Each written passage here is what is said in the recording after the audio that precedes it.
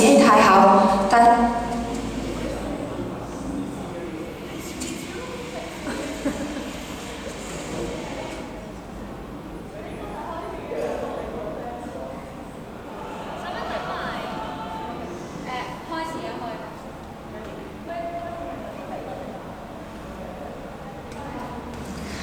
講起古代女子長症，大家一定會諗到武則天同埋慈禧太后，但係第一個垂簾聽政專政嘅又係邊個？其實係西漢時期第一個皇后呂后。聽講佢開始嘅時候唔係咁有野心同埋殘酷，而係一個賢良淑德嘅好妻子。相公近來學與親自率軍，不斷向我哋進逼，令百姓嘅生活越嚟越艱難，又有好多無辜嘅人受到傷害。不如我哋為佢哋安排一個較安全嘅地方，俾佢哋搬過去啊！好彩有你輔助我咋，如果唔係嘅話，我都唔知道百姓嘅生活原來係咁艱苦嘅。就請你物色個地方好好安置佢哋啦。你覺唔覺得士兵近年冇乜士氣？士兵生活苦悶，每日反覆操練，難怪會冇士氣嘅。不如舉行一場蹴鞠大賽啊！相信一定可以為佢哋沉悶嘅生活增添樂趣啊！呢個不失為一個好主意。你唔好咁勉強自己啦，要注意身體啊！寒兵喺城門外面啊！相公你去啦，士兵見到你親征就會更加有士氣噶啦。好。唉，咁樣打落去，最後受苦嘅都係我哋嘅百姓。希望相公同埋士兵可以平安歸來啦。漢6年初，項羽喺烏江自刎，劉軍大勝，凱旋而歸。呂后喺劉王府迎接劉邦。大王翻嚟啦！大王，你終於翻嚟啦！青美人，你攰唔攰啊？使唔使翻去休息下？唔使，喺大王身邊又點會覺得攰呢？士兵連年征戰，應該覺得攰㗎啦。不如俾佢哋早啲翻去休息啦。哼，關嘢軍隊經過多年精心訓練，又點會咁易覺得攰啊？但係再強嘅軍隊都要休息㗎。大王，你話覺得啱唔啱啊？美人所以就是你都去休息啊！大王，我準備咗一首曲啊，彈俾你聽，等你好好休息一下啦。好，美人真係體貼。唉，隔咗咁耐，大王翻嚟淨係講咗幾句話就走咗啦。唔知幾時先可以同大王坐低好好咁傾下偈呢？戚夫人都唔知向大王落咗啲咩迷藥，令到大王對佢言聽計從。大王只不過係因為戰勝翻嚟，覺得疲倦啫。我諗佢休息之後會嚟同我相聚㗎。當初娘娘要親自下田，仲要侍奉公婆、照顧兒女，後來仲因為大王入獄，大王正因為一個戚夫人就唔理娘娘啦。講到尾都係大王貪新忘舊啦。大王唔係咁樣嘅人嚟㗎，佢只係唔緊要，我哋會支持你㗎。唔通大王已經唔愛我？點解要咁樣對我啊？漢高祖晚年，拒絕寵愛嘅妃子戚夫人，因為自恃得寵，喺高祖面前日夜吵鬧，想為自己嘅仔劉如意奪取太子之位。如意，你部棋下得唔錯，識得運戰啊！其實如意就好似大王一樣，每日都研讀兵書，天資聰穎，性格果斷。如意確實有本王嘅影子。太子做事親力親為，唔會受人影響，同大王都好似啊。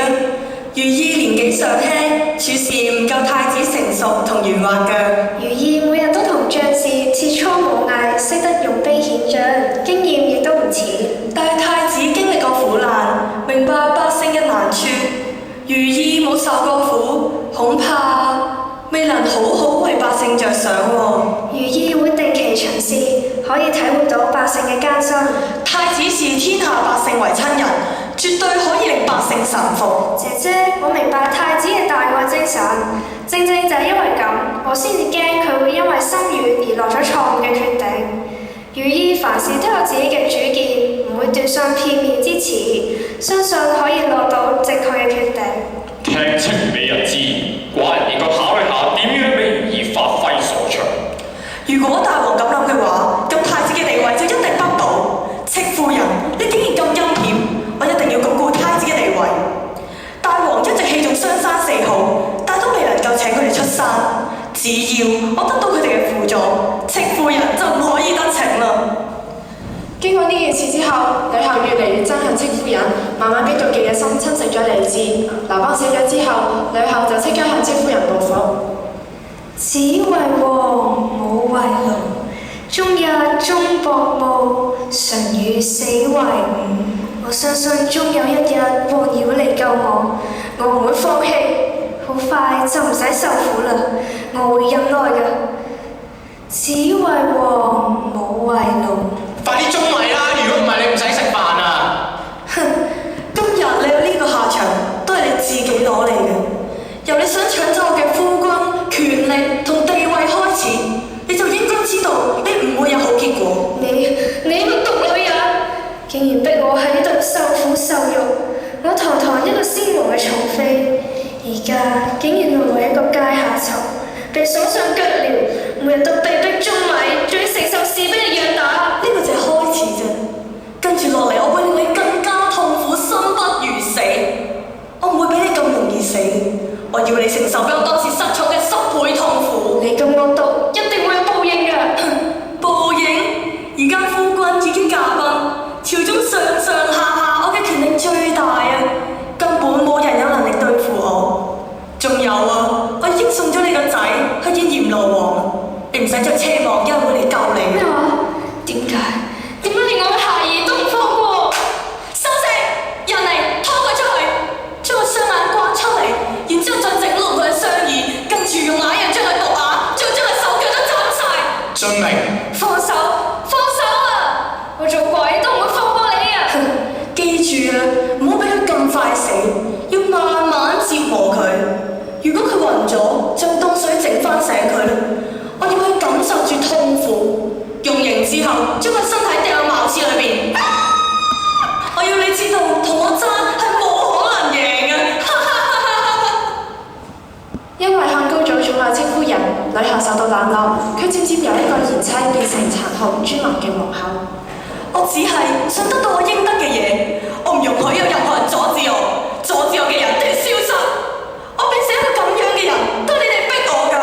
喺呢個世界，要權力就要耍手段玩心計，要贏就要除去眼中釘，誅殺異己，要生存就要不惜